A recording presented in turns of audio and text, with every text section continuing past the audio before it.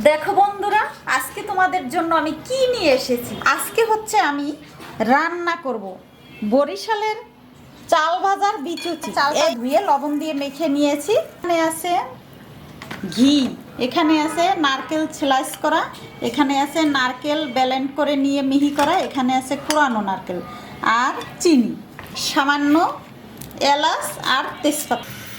কড়াই গরম হয়ে গেছে, দিয়ে দেবো চাল। দেয়া শুরু করলাম মাত্রই দেখুন কি সুন্দর ফুটছে। দেখুন এটাকে আমি সুন্দর করে ভেজে নিয়েছি। এটা হচ্ছে এই যে এখানে ঠান্ডা জল রেখেছি, ওটার মধ্যে দিয়ে দেবো, সাথে সাথে দিয়ে দেবো।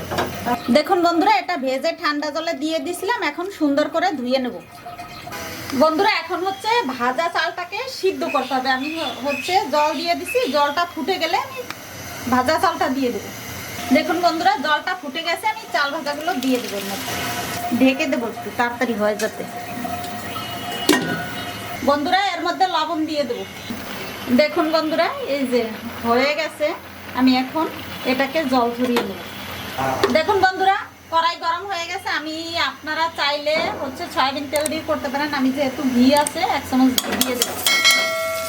দিয়ে দেবো একটা তেজপাতা, 3টা এলাচ দানা মুখ ফাটিয়ে।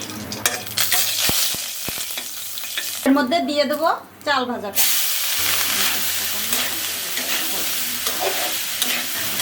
এর মধ্যে দিয়ে দেবো 3 রকমের নারকেল। বন্ধুরা এই দেখুন, এটা হচ্ছে ব্লেন্ড করে নেওয়া একেবারে মিহি, এটা হচ্ছে কোরানো, আর এটা একটু পরে দিব। বন্ধুরা চিনি দেবো, এখানে আছে 100 গ্রাম চিনি। যে যত খাবেন তত দিয়ে নেবেন, চিনি সম্পর্কে কোনো মন্তব্য নাই। দেখুন বন্ধুরা, এর মধ্যে আমি স্লাইস নারকেলগুলো দিয়ে দেবো। খেতে যা হবে না, অসাধারণ বন্ধুরা।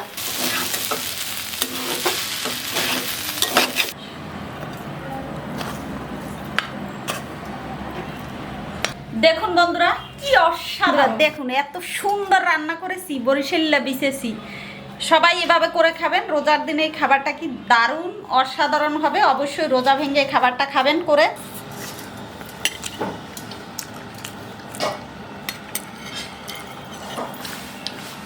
দারুণ,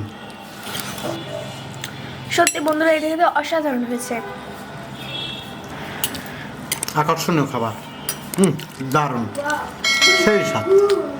এত স্বাদ কেন বরিশালের খাবারে?